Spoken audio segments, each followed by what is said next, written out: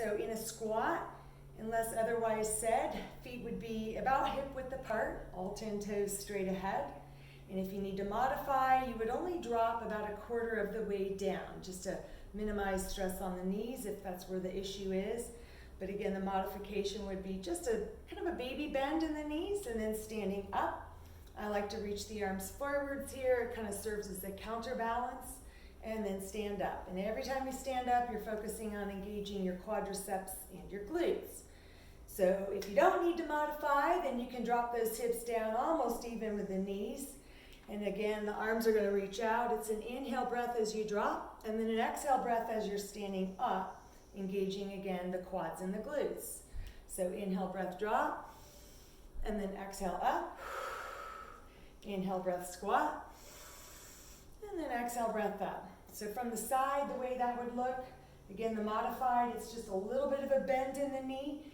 Arms are reaching forwards. Try to keep that back nice and straight, not too rounded and not too overarched. So it's hard to see your own self when you squat, but I'll be helping you with that.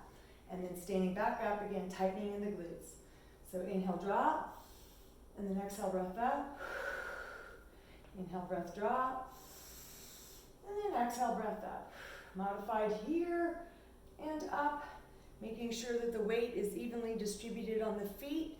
You don't want too much weight forwards where the heels are popping up, but neither do you want it to be too far back where you feel like you're going to fall over. So that's the squat. Next is going to be reverse lunges, starting with the feet fairly close together. The modified way, you can park one or both hands on this upper quad as you step back, and then come back up and switching legs, reverse lunge, and up. So when you do the reverse lunge in the modified manner, it's going to be a much smaller step back and a smaller bend in the knee, so you're not dropping really low to the floor. And then when you come up, you switch, inhale down, and then exhale up. Not modifying, you could just extend the arms forwards, bend both knees more, and take a bigger step back, and then push to come back, feet together. Inhale down, and then exhale up. Inhale, reverse lunge, and then exhale up from the side. Modified would look like this. So notice the step is smaller, the knee bend is smaller, hands here for a little bit of support, and then up, switch over to the other side. Inhale down, exhale up, inhale, exhale, inhale, exhale. And if you don't need to modify, again, bigger step back, both knees bending an equal amount. So not too much back here or too forwards there. Try to keep the back straight, shoulders lined up over hips, and both knees bending an equal amount, and then stepping up. Inhale, lunge, exhale up, inhale, reverse lunge, exhale, breath up, inhale down, and exhale up. Next, I'm going to show you a hand release push-up. So there's two ways to do this. I'll start with the modified version and then show you how to do it not modified. So modified, you would be on your knees. We call it bent knee. Push up, hands a little bit wider, and shoulder distance apart. Nice straight line from shoulders to knees. So as you lower down, it's an inhale breath, and you're going to come all the way down, like totally whole body down, hands up, hands down, push yourself back up. So inhale, drop, hands up, hands down, exhale, press. And then one more like this, inhale down, hands up, hands down, and then exhale, press.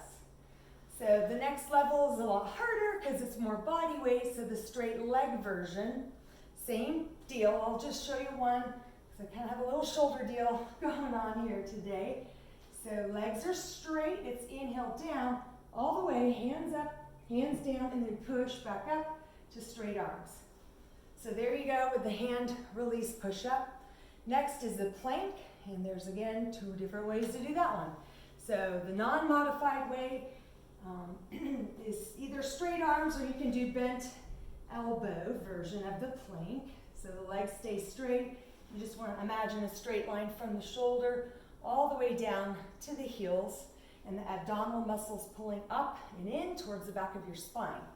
So however long you can hold it here, You can drop down to the knees if you need to start off that way. This would be your modified version. So just pulling those belly buttons upwards towards your back, straightening the legs if you feel you can do a little bit more intense version. So there you go with plank. And then lastly, I'm going to show you down dog, some stretching that we'll probably include at the end of the class. So down dog, the hips are up, the heels are pressing towards the back of the mat or the floor, head is right in between the arms super straight, and just simply breathing, feeling that stretch down the back of the leg, the hamstrings, chest, shoulders, lots of different muscle groups getting stretched.